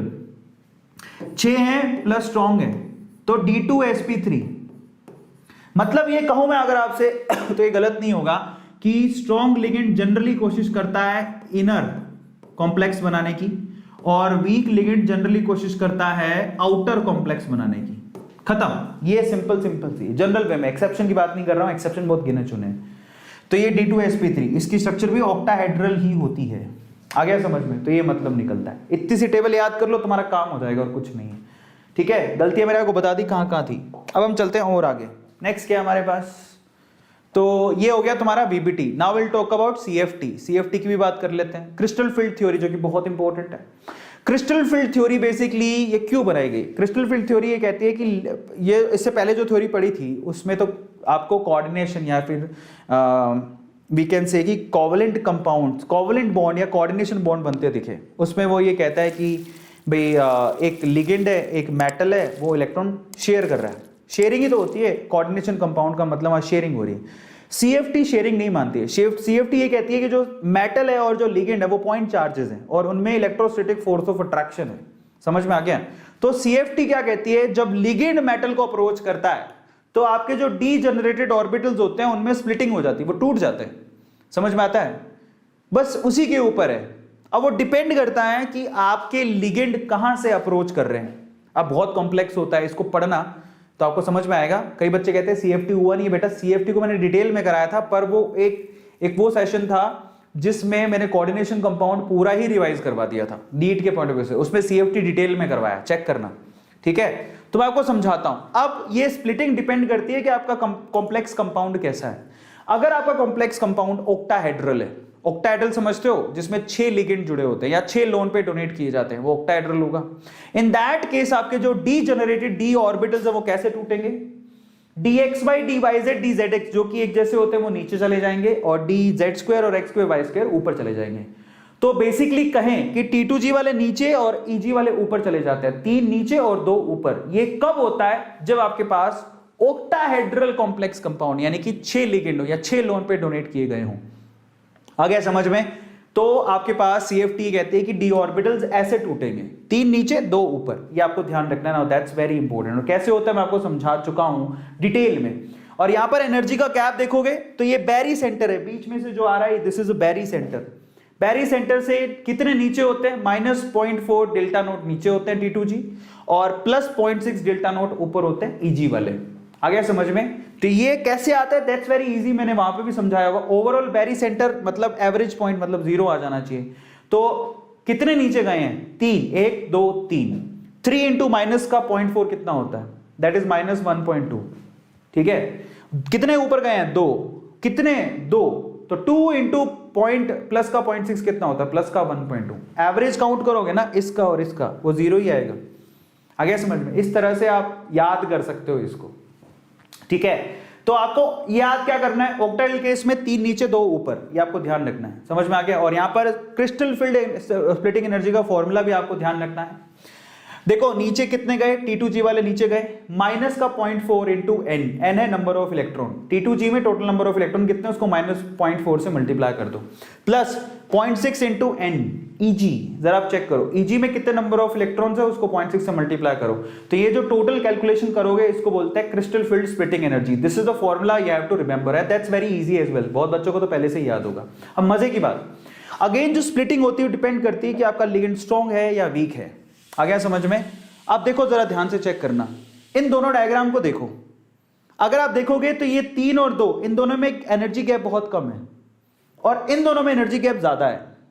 अगर एनर्जी गैप ज्यादा हुआ तो इसका मतलब क्या हो गया, इसका मतलब crystal field energy is more than pairing energy, मतलब ज्यादा है तो इलेक्ट्रॉन ऊपर कैसे जाएगा, तो बेटर है कि आप पेयरिंग कर लो। सो यहां पर पेयरिंग एनर्जी कम है as compare to crystal field splitting energy, ये एनर्जी बहुत ज्यादा है, पेयर कर सकते हो। लेकिन यहां पर क्या है, क्रिस्टल फील्ड एनर्जी कम है, पेयरिंग एनर्जी ज्यादा है, तो इसलिए यहां पर पेयरिंग नहीं हो रही। यहां पर 6 इलेक्ट्रॉन कैसे भरे गए हैं, देखो दोनों में फर्क क्या है, तो यहां पर वहां पर भी 5 इलेक्ट्रॉन भरे, यहां पर भी, वहां पर 5 इलेक्ट्रॉन कैसे भरे गए, क्योंकि पेयरिंग एनर्जी कम है तो 1 2 3 4 5 इलेक्ट्रॉन भर दिए, क्योंकि ऊपर जा नहीं सकते, एनर्जी ज्यादा है। लेकिन यहां पर तो ऊपर जा सकते हैं, तो फिर मैं क्यों नहीं रिस्क लूं, क्योंकि एनर्जी गैप तो कम है, तो यहां भरे जाते हैं 1 2 3 4 5, क्योंकि एनर्जी गैप कम है तो 5 इलेक्ट्रॉन को ऐसे भरा जाता है। ये कब है, अच्छा एक और बात, यहां पर पेयरिंग हो गई, ये कब हुआ, क्योंकि पेयरिंग एनर्जी कम थी और गैप ज्यादा था तो हमने पेयरिंग कर दी। अब आप जरा चेक कर रहे हैं, यहां पर एक ही अनपेड इलेक्ट्रॉन है, इसका मतलब एक है, मतलब आवारागर्दी या स्पिनिंग कम है, सिर्फ एक ही अनपेड इलेक्ट्रॉन है, इसको बोलते हैं लो स्पिन कॉम्प्लेक्स। जबकि यहां पर देखो 5 अनपेड इलेक्ट्रॉन है, इसको बोलते हैं हाई स्पिन कॉम्प्लेक्स, क्योंकि यहां पर अनपेड इलेक्ट्रॉन 5 है, वो आवारागर्दी ज्यादा करेंगे, सो this is called high spin complex. तो अगर कोई पूछे हाई स्पिन कॉम्प्लेक्स क्या होता है, जहां पर अनपेड इलेक्ट्रॉन ज्यादा होते हैं उसको हाई स्पिन कहते हैं, जहां पर अनपेड इलेक्ट्रॉन कम होते हैं उसे लो स्पिन कहते हैं। समझ में आ गया? ये इस तरह से किया जाता है। Is this clear? अब लो स्पिन को ऐसे भी डिफाइन कर सकते हो, लो स्पिन कब बनता है, जब आपके पास गैप बहुत ज्यादा होता है तो लो स्पिन वाले बनते हैं। मतलब अगर मैं ढंग से कहूं तो आप जरा समझो, लो स्पिन वाले कब बनते हैं, जब गैप ज्यादा होता है, और गैप ज्यादा कब होता है, जब स्ट्रॉन्ग लिगेंड होता है। तो आप ये समझ लो, इसका मतलब क्या कहें हम लोग, low spin complex is directly proportional to strong ligand. अगर स्ट्रॉन्ग लिगेंड होगा तो वो क्या कोशिश करेगा, लो स्पिन कॉम्प्लेक्स बनाएगा, ये 100% ट्रू है। स्ट्रॉन्ग लिगेंड लो स्पिन कॉम्प्लेक्स बनाता है, जबकि हाई स्पिन कॉम्प्लेक्स ये कौन बनाता है, वीक लिगेंड। ये आपको ध्यान रखना है। Now this is really very interesting, ये वीक लिगेंड बनाता है। तो अगर मुझसे कोई शॉर्ट ट्रिक पूछे तो high spin complex week ligand बनाता है, क्योंकि वीक लिगेंड इतनी ज्यादा रिपल्शन पैदा नहीं करता, जिससे एनर्जी गैप ज्यादा नहीं होता। खत्म कहानी। अब आते हैं अपन आगे, नेक्स्ट क्या हमारे पास, नेक्स्ट हमारे पास टेट्राहेड्रल। टेट्राहेड्रल में कैसे स्प्लिटिंग होती है, टेट्राहेड्रल में ऑक्टाहेड्रल की जस्ट अपोजिट। ऑक्टाहेड्रल में क्या थी, 3 नीचे थे 2 ऊपर थे, यहां पर टेट्राहेड्रल जस्ट उल्टा है, यहां पर 2 नीचे 3 ऊपर है। समझ में आ गया? तो उसका जस्ट उल्टा है, तो यहां पर भी नंबर उल्टे हो जाएंगे। तो यहां पर माइनस का 0.6 है, वहां पर माइनस का 0.4 था, यहां पर माइनस का 0.6 है और यहां प्लस का 0.4 है। तो ये बैरी सेंटर से प्लस 0.4 ऊपर होते हैं, माइनस 0.6 नीचे होते हैं। ये है कॉम्प्लेक्स, दैट्स वेरी इजी। अगर आप यहाँ पर क्रिस्टल फील्ड स्प्लिटिंग एनर्जी का फॉर्मूला चेक करोगे तो क्या आएगा, ये यहीं से तो आना है, माइनस का 0.6 इंटू यहाँ पर कितने इलेक्ट्रॉन है, ठीक है, ए मतलब नंबर ऑफ इलेक्ट्रॉन, प्लस का 0.4 और यहाँ पर कितने इलेक्ट्रॉन है। मतलब चेक करना है कि नीचे कितने इलेक्ट्रॉन, तो 0.6 से मल्टीप्लाई कर दो, माइनस 0.6 से, ऊपर जितने इलेक्ट्रॉन प्लस का 0.4 से मल्टीप्लाई कर दो, दैट्स इट, और कुछ नहीं है। इसको बैरी सेंटर कहते हैं। तो आपको ऑक्टाहेड्रल का जस्ट अपोजिट करना है, इज दिस क्लियर? यस। और मजे की बात देखो, अगर यहां पर टेट्राहेड्रल और ऑक्टाहेड्रल की स्प्लिटिंग एनर्जी के बीच में रिलेशनशिप चेक करोगे तो ये रिलेशनशिप निकल जाएगा, tetrahedral is equal to 4/9 times octahedral energy. मतलब ऑक्टाहेड्रल एनर्जी बहुत ज्यादा होती है, टेट्राहेड्रल की कम होती है। क्या रिलेशन होता है? 4/9 टाइम्स कम होती है। टेट्राहेड्रल की एनर्जी 4/9 टाइम्स ऑक्टाहेड्रल से कम होती है। रिलेशन में काफी बार क्वेश्चंस आ जाते हैं। तो ये होती है तुम्हारी CFT। मैग्नेटिक नेचर की बात कर लेते हैं। मैग्नेटिक नेचर डायामैग्नेटिक होगा कब? जब आपके पास पेयर्ड इलेक्ट्रॉन होंगे। और पैरामैग्नेटिक होगा जब आपके पास अनपेयर्ड इलेक्ट्रॉन होंगे। तो बच्चा जानता है, जानते हो? बहुत बढ़िया। अब अपन क्या करेंगे? 10 सवाल सोल्व करेंगे। चलिए टॉप 10 क्वेश्चन में पहला सवाल देखते हैं। फर्स्ट क्वेश्चन क्या दिया हुआ है? कहता है आपसे giving a suitable example explain the following ambidentate. मतलब एम्बीडेंटेट क्या होता है उसके लिए सुटेबल एग्जांपल आपको देना है। 2009 का सवाल है। क्या आंसर दोगे? तो एम्बीडेंटेट कौन होता है? जिसके जो लोन पेयर तो एक ही डोनेट करता है लेकिन उसके पास साइट एक से ज्यादा होती है। एग्जांपल के तौर पे कार्बन मोनोऑक्साइड इस तरह से आप बना लेना। ये कार्बन मोनोऑक्साइड होती है, बेसिकली ये कोऑर्डिनेट बॉन्ड होता है। अगर नहीं भी करोगे तो यहाँ पर आप प्लस लगा देना, यहाँ माइनस लगा देना, ये लोन पेयर होता है। ठीक है, तो आप इसको सिंपल बॉन्ड से भी दिखा सकते हो ऐसे, जब आप प्लस माइनस लगा रहे हो तो फिर सिंपल बॉन्ड से दिखा देना। आ गया समझ में? तो ये एक एम्बीडेंटेट है। मेटल होगा तो या तो उसको ये करेगा या ये करेगा, मतलब ऐसे नहीं कि दोनों कर दें, एक ही करेगा। इसको एम्बीडेंटेट कहते हैं। एग्जाम्पल और भी ले सकते हो, बहुत सारे एग्जाम्पल है। HCN एग्जाम्पल हो गया, NO2 माइनस एग्जाम्पल हो गया, और बहुत सारे एग्जाम्पल्स हैं। ये एम्बीडेंटेट के एग्जाम्पल्स हैं। जैसे यहाँ पर एग्जाम्पल किसका दिया हुआ है? NO2 माइनस का दे रखा है। अगर ऑक्सीजन डोनेट करे या फिर नाइट्रोजन डोनेट करे। आ गया समझ में? नाइट्रोजन मतलब नाइट्रो, ये नाइट्रीटो। अगला देखते हैं। कहता है what is meant by chelate effect. अब ये आपको मैंने करवाया नहीं था, मैं आपको बताता हूं चिलिटिंग क्या होती है। देखो सिंपल सी बात है। आप मुझे एक बात बताओ, मैं आपसे सवाल पूछता हूं। एक मेटल है जिसको एक लिगेंड सिर्फ एक ही लोन पे डोनेट कर रहा है, यानी कि इसको एक ही डायरेक्शन में एक ही हाथ से पकड़े हुए है, ऐसे। मतलब मैं मान लो मैं लिगेंड हूं, ठीक है, और तुम मेटल हो और मैंने तुम्हें एक ही हाथ से पकड़ रखा। तुम गिरने वाले हो, तुम पहाड़ी पे खड़े हो, तुम्हारी फट रही है, तुम गिरने वाले हो, मैंने तुम्हें एक ही हाथ से पकड़ रखा है, मतलब एक ही हाथ से मैंने पकड़ रखा है ऐसे। समझ में आता है? क्लियर है ना? अच्छा, ये तुम्हारा मोनोडेंटेट मतलब एक हाथ से पकड़ने वाला। और एक मेटल है जिसको लिगेंड ने दो हाथ से पकड़ रखा है। कितने हाथ से? दो हाथ से। मतलब अगर तुम गिरने वाले हो, तुम्हारी फट रही है, तुम दोनों हाथ से पकड़ रहे हो, तुम्हारी कम फटेगी। बोले नहीं सर ने दोनों हाथ से पकड़ रखा, हम नहीं गिरेंगे हम लोग, या तो सर को साथ लेके गिरेंगे, नहीं तो नहीं गिरेंगे। समझ में आ गया? सो बेसिकली यहां पर आप खुद बताओ which is more stable, this one और that one. That is more stable क्योंकि यहां पर लिगेंड ने दोनों तरफ से मेटल को सपोर्ट किया हुआ है। सो इसी इफेक्ट को क्या बोलते हैं? चिलिट इफेक्ट बोलते हैं। ये चिलिट इफेक्ट कहां पाया जाता है? जहां पर आपके पास, ठीक है, पॉलीडेंटेट में ज्यादातर पाया जाता है। पॉलीडेंटेट मतलब जो एक से ज्यादा लोन पे डोनेट करते हैं उनमें चिलिट इफेक्ट देखने को मिलता है। सो यहां पर ये चिलिट नहीं है, बट वो चिलिट इफेक्ट है। जब मेटल एटम को लिगेंड एक से ज्यादा लोन पे डोनेट करता है तो उसको चिलिटिंग इफेक्ट कहते हैं। तो आपको ध्यान रखना है, जैसे ईडीटी है, ये तो सबसे ज्यादा स्ट्रॉन्ग है। ये क्या करता है? 6 जगह से घेर लेता है। ईडीटी क्या करता है? 6 जगह से घेर लेता है। मतलब 2 या 2 से ज्यादा, अगर आप कोई एक लिगेंड 2 या 2 से ज्यादा लोन पे डोनेट करता है सिंगल मेटल को, उसको चिलिट इफेक्ट कहते हैं। याद रहेगा? ईडीटी तो 6 डोनेट करता है, तो सबसे ज्यादा स्टेबल है ये। अब हम चलते हैं अगले सवाल पर। नेक्स्ट क्वेश्चन देखो, right the IUPAC name of this. इसका आयुपैक नेम लिखना है, दैट्स वेरी इजी। कैसे लिखोगे? अब इस आयुपैक नेम में ना इस एक्वा का कोई मतलब नहीं है, ये सिर्फ हाइड्रेटेड सॉल्ट है, इसको हटा देना। कैसे नाम लिखोगे? That's very easy. ये आपका कॉम्प्लेक्स कंपाउंड है, पॉजिटिव पार्ट है तो वो नेगेटिव पार्ट है। पॉजिटिव पार्ट में सबसे पहले किसको लिखा जाता है? लिगेंड को। लिगेंड में कौन है? Aqua then chloro. तो लिखोगे पेंटा एक्वा देन क्लोरिडो या क्लोरो, कुछ भी, फिर उसके बाद क्रोमियम, उसके बाद इस पे क्रोमियम पे चार्ज कितना है? 3। कैसे पता लगा? 1 क्लोरीन ये रहा 2, तो 3 प्लस के 4 है, क्रोमियम थर्ड, और फिर क्या लिखोगे? क्लोराइड। खत्म हो गया। तो ये देखिए इसका नाम हो, खुद भी लिख सकते हो। देखो पेंटा एक्वा क्लोरिडो लिखा है ना, क्रोमियम थर्ड क्लोराइड। तो इस पानी का कोई मतलब नहीं है, वो सिर्फ हाइड्रेटेड फॉर्म में है। चौथा सवाल कहता है आयुपैक नेम लिखो इसका। इसका आयुपैक नेम फिर से देखो कैसे लिखोगे।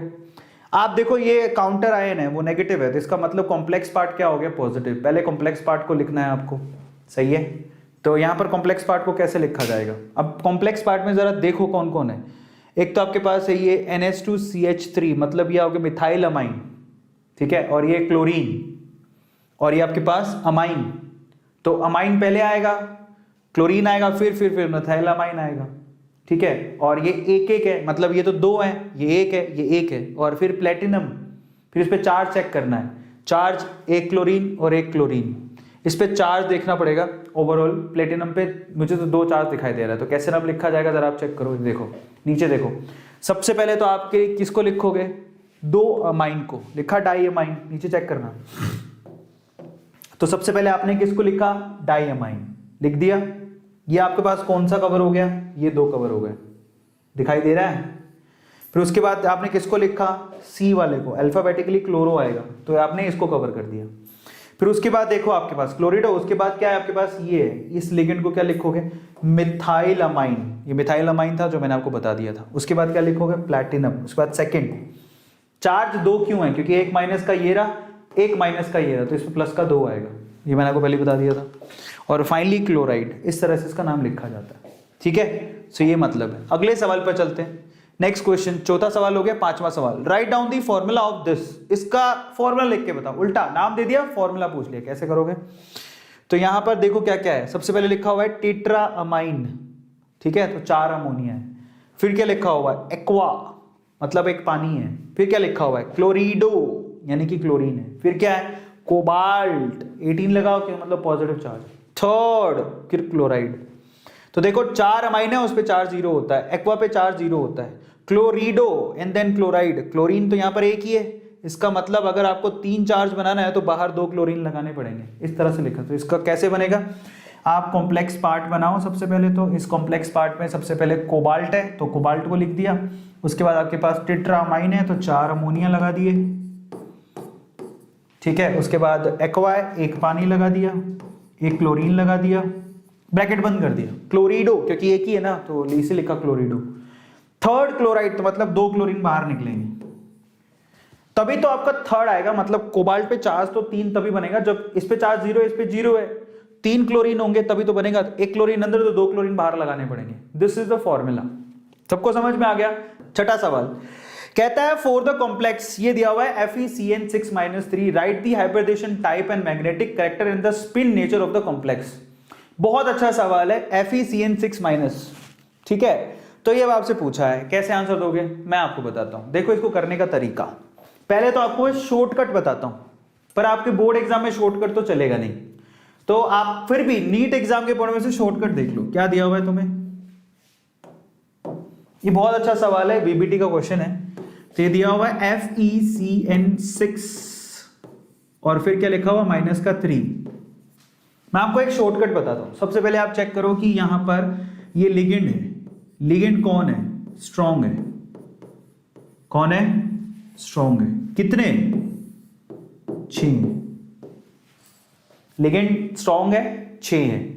सिंपल है यार, एक स्ट्रॉन्ग है और एक 6 भी लगे हुए हैं। इस हिसाब से स्ट्रॉन्ग अंदर वाले खाली करवा लेता है जनरली, तो D2sp3 बनना चाहिए। हिसाब से क्या होना चाहिए, बाकी हम बना के देखेंगे। हिसाब से D2sp3 इसकी हाइब्रिडाइजेशन होनी चाहिए, हिसाब से इसका ऑक्टाहेड्रल स्ट्रक्चर होना चाहिए। बाकी अपने को चेक करना है बना के। 2 चीज तो यहां से निकल जाती हैं, नॉर्मली देख के मालूम पड़ जाता है, ठीक है। तो अब अपन चेक करते हैं, बनाते हैं। पर क्या होता है, +3 में एक, अगर आप Fe पे +3 है तो एक आपको अनपेड इलेक्ट्रॉन भी देखने को मिलेगा। तो करेंगे कैसे इसको, बोर्ड एग्जाम में कैसे करेंगे मैं आपको समझाता हूं। तो आपको सबसे पहले क्या करना है, जरा आप चेक करो, आपका क्वेश्चन है ये FeCN6 और फिर लिखा हुआ है -3। इस हिसाब से Fe पे चार्ज निकालो, +3 है। अब आप Fe का एटॉमिक नंबर जानते हो 26। कैसे लिखा जाता है, ऑर्गन तक 18 हो गए, 3D एंड देन 4s, 2 इसमें भरते हो, 6 इसमें भरते हो। अगर मैंने इस पे +3 लगा दिया, +3, तो 3 इलेक्ट्रॉन निकाल दो, 2 इसमें से निकलेंगे, 1 इसमें से निकलेगा, तो क्या बनेगा, ऑर्गन तक तो 18 हो गए और होगा 3D5, ऐसा ही होगा। अब आप ध्यान से चेक करना, अब ये इंटरेस्टिंग है। उसको अगर मैं बनाने बैठूं तो कैसे बनाऊंगा, ऑर्गन तक तो मतलब नहीं है, 3D बनाओ सबसे पहले। तो ये 3D है, सपोज 1 2 3 4, दिस इज 3D,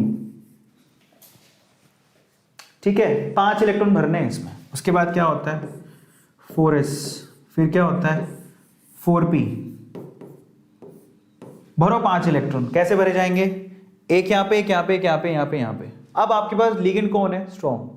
तो ये क्या करेगा? देखो मैं भरता हूं, 1 2 3 4 5। लिगेंड कौन है? स्ट्रॉन्ग। ये क्या करेगा? पेयरिंग करवाएगा। स्ट्रॉन्ग लिगेंड क्या करता है? स्ट्रॉन्ग लिगेंड में इतनी पावर होती है कि वो इलेक्ट्रॉन्स की पेयरिंग करा देता है। मतलब वो कहता है चलो भाई खाली करो, खाली करो, खोली को खाली करो। भाई तुमसे खोली खाली कौन कराएगा? जब स्ट्रॉन्ग होगा। पावरफुल बंदे को देख के तुम बोलोगे ना चलो भैया निकल लो।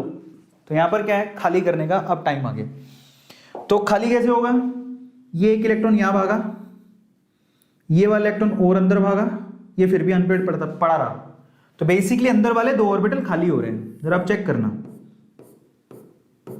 तो ये 1 2 3 4 1 अनपेड इलेक्ट्रॉन, अंदर के 2 खाली हो गए। 3D अंदर के 2 खाली हो गए। तो 2 अंदर के खाली हैं, एक S खाली है, 2 P के ले लो, 3 P के ले लो, D2sp3। तो 3 ये हो गए, 1 ये हो गया, 4 और 2 ये हो गए। समझ में आ गया? इस तरह से 6 ही तो चाहिए। आपके पास लिगेंड कितने हैं? लिगेंड आपके पास 6, तो 6 खाली ऑर्बिटल चाहिए। तो कौन कौन से लिए? 2 लिए D के, 1 लिए S का, 3 लिए P के। तो D2sp3 बन गया। ये तो तुम्हारी हाइब्रिडेशन हो गई और ऑक्टाहेड्रल स्ट्रक्चर हो गई। अच्छा अब अनपेड इलेक्ट्रॉन कितने हैं? इसमें अनपेड इलेक्ट्रॉन बच रहे हैं 1। देखो अभी भी स्ट्रॉन्ग होने के बाद भी अनपेड इलेक्ट्रॉन 1 है। इसका मतलब ये क्या होगा? ये पैरामैग्नेटिक होगा। कैसा होगा? ये पैरामैग्नेटिक होगा। आ गया समझ में? Is this clear?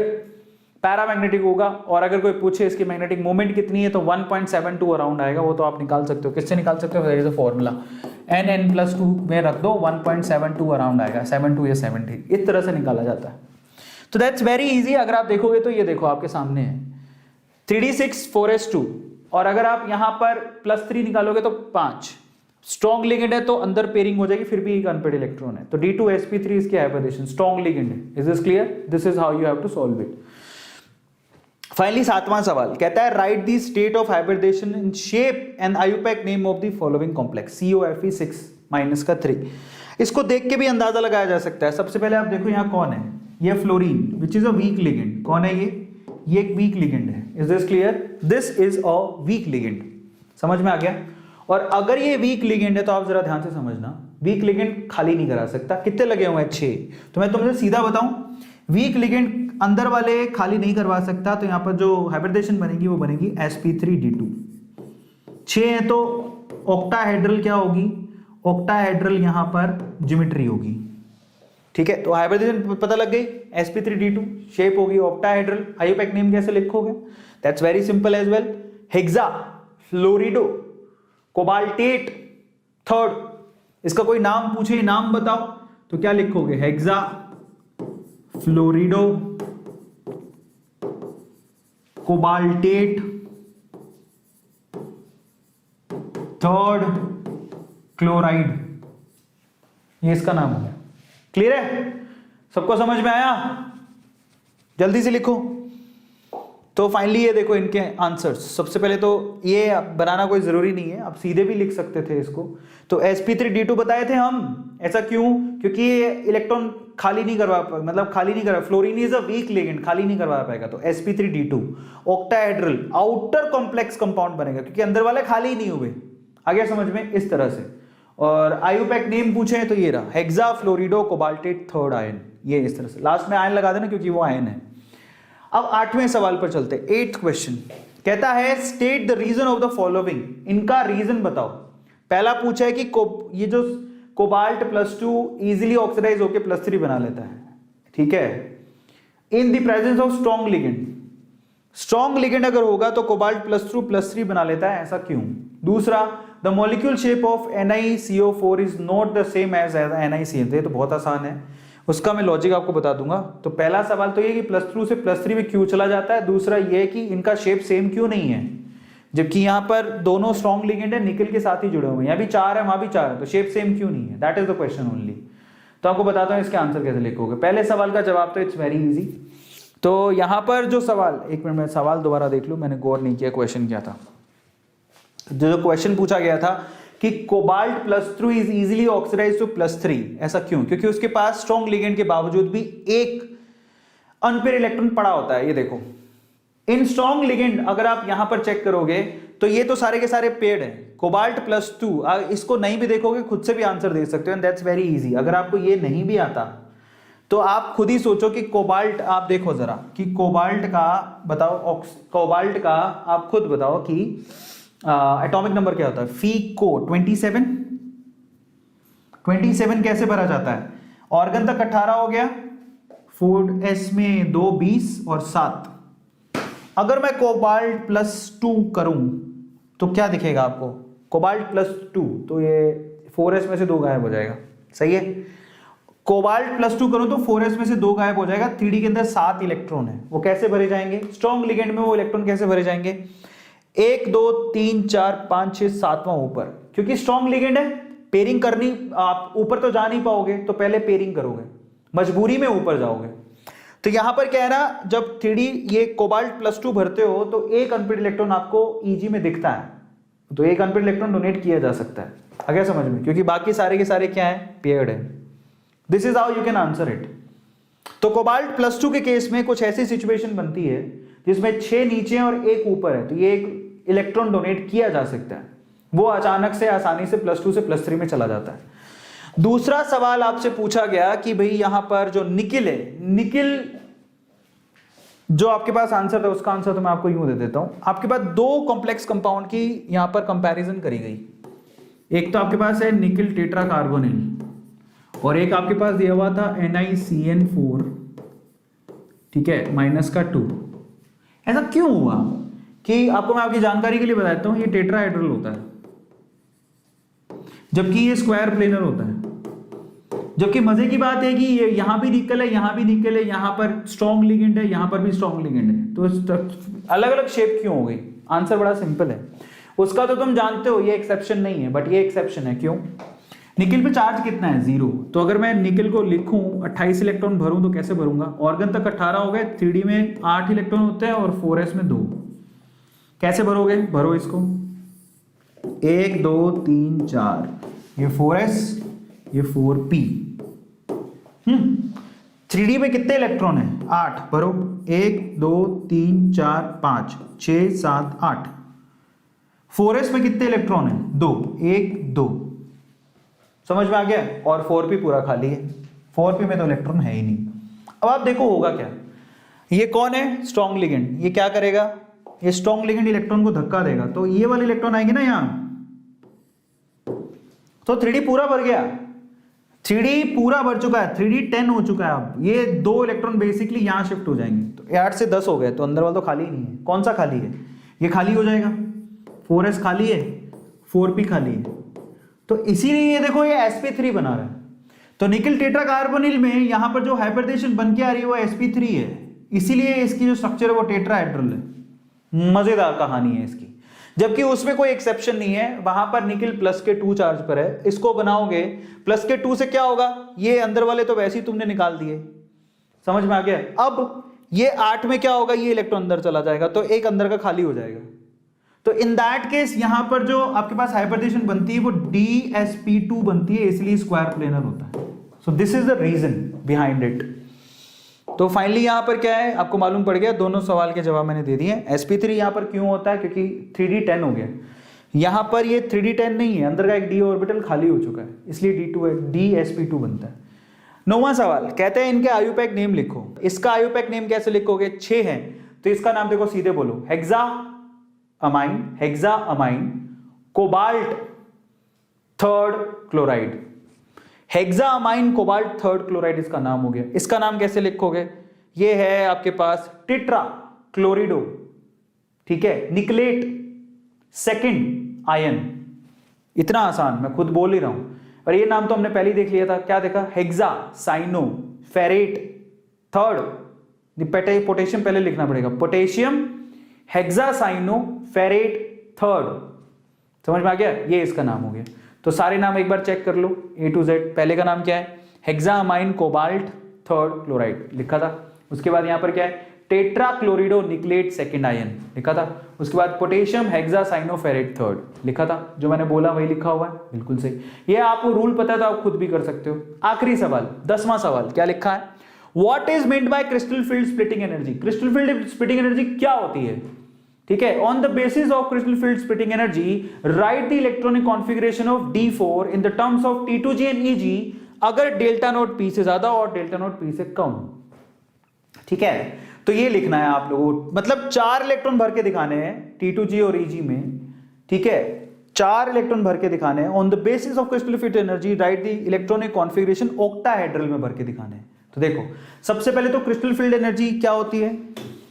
जब लिगेंड अप्रोच करता है तो डीजेनरेटेड डी ऑर्बिटल्स स्प्लिट हो जाते हैं। जरा देखो, जब आपके पास, जरा ध्यान से समझना, जब ये जो डीजेनरेटेड डी ऑर्बिटल्स होते हैं, कौन कौन से? dxy, dyz, dzx, dx square y square and dz square. जब लिगेंड इन्हें अप्रोच करता है, ऑक्टाहेड्रल केस में क्या होता है? 3 नीचे चले जाते हैं, 2 ऊपर चले जाते हैं। ऑक्टाहेड्रल केस में ऐसा ही होता है, T2G नीचे चले जाते हैं और EG ऊपर चले जाते हैं। तो यहां जो इनके बीच में बैरी सेंटर से इनके बीच में जो ये गैप दिखाई दे रहा है आप लोगों को, इसी को बोलते हैं crystal field splitting energy gap. समझ में आ गया? यही होता है। अब आपको क्या करना है?